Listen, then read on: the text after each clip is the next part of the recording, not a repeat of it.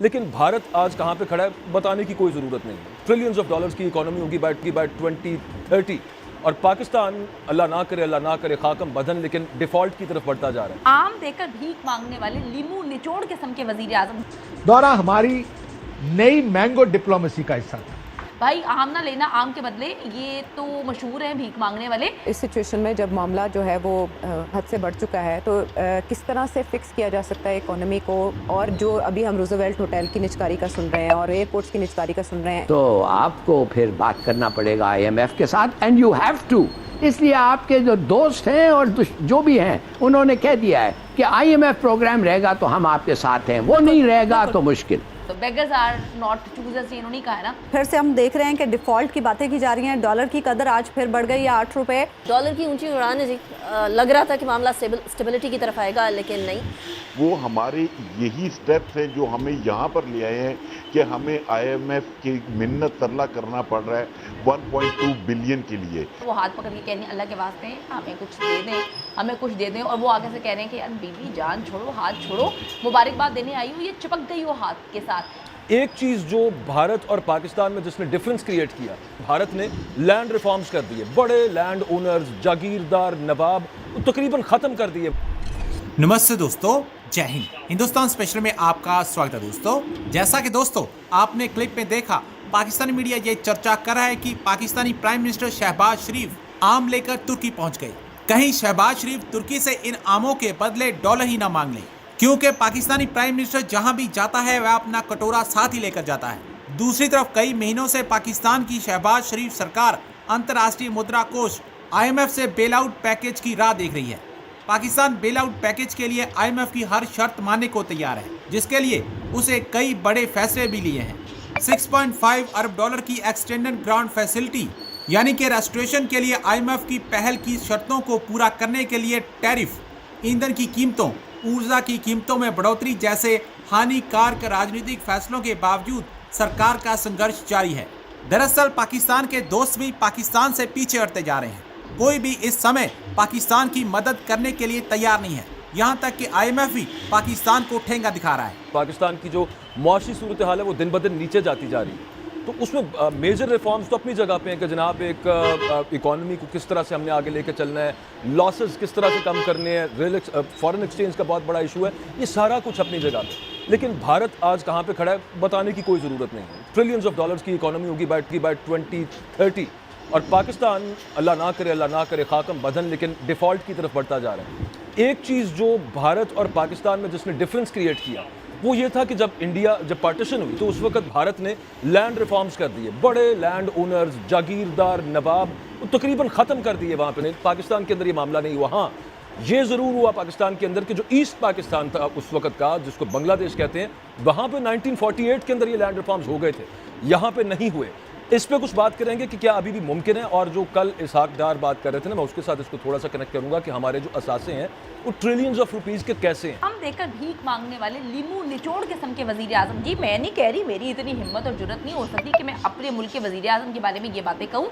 मैं अवाम की जो है वो राय बता रही हूँ। अवाम ने जो शहबाज शरीफ साहब हैं, जो हमारे मुल्क के वज़ीर आज़म, उनको आम देकर भीख मांगने वाला लीमू निचोड़ वज़ीर आज़म करार दे दिया। ये कब दिया मैं आपको बताती हूँ। शहबाज शरीफ की उर्दवान साहब से मुलाकात हुई है, वो वहाँ पे गए हैं और पाकिस्तान से जो है वो आम लेकर गए हैं। वहाँ पर हाथ मिलाते हुए आमों का तोहफ़ा जो है उनको बताने की कोशिश कर रहे हैं दोनों मियाँ बीवी कि जी आम लाए हैं, आम लाए हैं। वो समझने की कोशिश करें आम लाए हैं क्या होता है। तो बाद में उनकी बीवी ने उनको ऐसे करके हाथ मारा और कहा भाई आम ना लेना आम के बदले, ये तो मशहूर हैं भीख मांगने वाले, तो ये जो है ना बेगर्स आर नॉट चूजर्स, इन्होंने कहा है ना। तो वो फिर लोगों को पता है तो उन्होंने कहा यार आम ले लेंगे, कहीं ये ना हो कि आम लेने के चक्कर में जो है ये हमसे कुछ जो है वो मांग के ना चले जाएं। थोड़ा सा बता दीजिए लोग इसको रिलेट किस तरह से कर रहे हैं।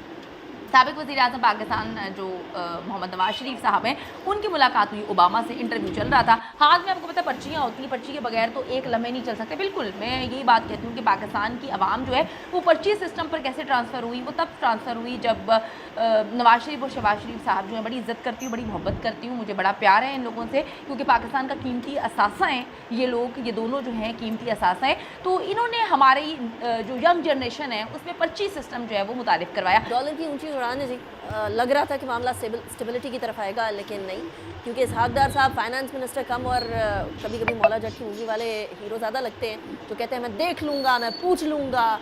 अब फाइनेंस मिनिस्टर, एक ऐसा फाइनेंस मिनिस्टर जिसने IMF की तरफ जाना और वो इस तरह की बातें करे तो फिर लगती तो अजीब है और खटकती भी हैं, मुल्क के लिए मुश्किल भी हो जाती है। राना एहसान साहब, हम एक तो वो बात की थी आयशा गौस पाशा साहिबा ने कि हमारे पास प्लान बी भी है अगर IMF वाला मामला नहीं होता। बजट सर पे आ गया है, इससे पहले तो होता हुआ कुछ नज़र नहीं आ रहा है। हम बजट IMF के जो कर्ज है उसके बगैर ही चला रहे हैं, नंबर 1। नंबर 2, जो प्लान बी है वो बजट से पहले सामने आ जाएगा या नहीं? देखिए बात ये है, तभी एक आपने मिनट, जो इसार साहब मैं आपकी तरफ कहा आती कि हूँ। इसार साहब, मैं राना एहसान साहब से जवाब ले लूँ, मैं आपकी तरफ आती हूँ। जी एहसान साहब। देखिए, अभी तक नवंबर ऑनवर्ड तो IMF नहीं हुआ और 30 जून को ये प्रोग्राम जो है, जो 23वां प्रोग्राम है, वो ख़त्म हो जाएगा। तो हम एक तरीके से प्लान बी के ऊपर मौजूद हैं, जहां हम एक करंट अकाउंट सरप्लस जो है वो क्रिएट कर रहे हैं। अगर लेकिन अब हुकूमत बड़ी क्लियर है इस बारे में कि हमें एक 24वें प्रोग्राम में जाना है IMF में, और ये जो बजट भी बनाया जा रहा है इसमें डेटा शेयरिंग हो रही है IMF के साथ। जहाँ तक ऑलरेडी IMF की शराइत है, देखें अभी भी हम पूरा PTL चार्ज कर रहे हैं। हमने सारी मुमकिना तौर पे जो शराइत हमें समझ आई हमने मुकम्मल की और हम IMF के ही रूट के ऊपर चल रहे हैं। फिस्कल डेफिसिट पिछले साल के फाइनेंशियल ईयर से कम होगा, हम फिस्कल डिसिप्लिन हमने बेहतर किया है। तो कहने का मतलब ये है कि आने वाला हम प्राइम मिनिस्टर साहब जो हैं वो भी IMF के हेड को ये बता चुके हैं कि हम लोग we will be needing another IMF program. तो ये वे फॉरवर्ड है, हम ऑलरेडी उनसे बातचीत कर रहे हैं, जो बजट है उसके नंबर्स भी शेयर कर रहे हैं। तो हम लोग वो हरकत नहीं करेंगे जो इमरान खान जाते हुए कर गया। हम लोग जो है हमने अपनी पॉलिटिकल कॉस्ट नहीं देखी, हमने वो फैसले किए जो कड़वी गोली थी, लेकिन हमें भी खाना ज़रूरी थी और अवाम जो मीशत को भी खिलाना ज़रूरी थी, क्योंकि ना ये रास्ता इख्तियार करते तो जो अभी हमें बुरा लगता है इससे 5 गुना ज़्यादा मुश्किल हालात हो। ठीक है, अच्छा वैसे आवाम को तो आपने वो जो कड़वी गोली है उसकी ओवरडोज करा दी, आवाम तो बेहोश पड़े हुए हैं। लेकिन इसार राना साहब, इस टाइम पर लग रहा है कि जैसे हम लोग तो IMF के ऐसे चुंगल के अंदर फंसे हैं। इंडिया ने एक दफ़ा IMF के पास गए, उसके बाद वो सीधे हो गए, मतलब दे फिक्स्ड एवरीथिंग। हमने फिक्स नहीं करना, ये फिक्स ना करने वाली नेचर जब तक नहीं जाएगी तब तक तो हम इसी तरीके से खुशबोल लेते फिरते रहें। देखिए बात ये कि आपने अभी जो इंट्रो में कहा था और मैं समझा कि आप मुझे कह रही हैं, क्योंकि 2 रानों में हम आज मुझे समझ नहीं आ रही थी कि केड़े रानी की गल हो रही है। तो मैंने एहसान साहब के यहाँ पे इसार और एहसान मिलते जुलते भी थे, इसलिए। अच्छा देखिए बात ये कि आपने इंट्रो में कहा कि वो मौला जट की तरह जो है इसाकदार तरीके लगा रहे हैं। मुझे तो वो मौला जट फिल्म में वो जो तांगे के साथ लड़के जट के और वो गाने गा रहे थे कि मौले जट ने नूरी ना सूट देना है थल्ले, तो मुझे तो इसाकदार वो लगते हैं। जी दोस्तों, वीडियो देख ली, हमारे भी हम लेकर गए हैं आम का तोहफा। तुर्क सदर के लिए आम का तोहफा लेके हैं जो बड़ा ख़ास उनके लिए, और वो जो आम लेके गए थे वो उनकी वाइफ के लिए भी लेके गए थे और उनके लिए भी लेके गए थे। भाई जिसके पास जितने पैसे हैं उसने उतनी चीज़ लेके जानी ना। हमारे भी के पास जितने पैसे थे, जितनी उसकी फैसिलिटी थी, जितनी उसकी कैपेसिटी थी, उसने उस हिसाब से वो चीज़ ले गए। तो अब टाइटल में तो ये लिखा था कि भाई डॉलर लेने गए हैं। अब डॉलर का तो पता नहीं डॉलर मिलते हैं या नहीं मिलते। फ़िलहाल तो उनसे वो जो तुर्क सदर हैं वो भी अच्छे तरीके से मिले नहीं हैं। और हर जो आजकल जो सिचुएशन है, हमारा PM या हमारा कोई भी वज़ीर मशीर पाया जाता है, वो कहते हैं लो जी ये तो मांगने ही आए हैं, इन्होंने पैसे मांगने उधार। तो इस वजह से जिस बंदे की या जिस देश की रेपुटेशन ख़राब हो जाती है तो फिर उसके साथ ऐसे ही सलूक होता है।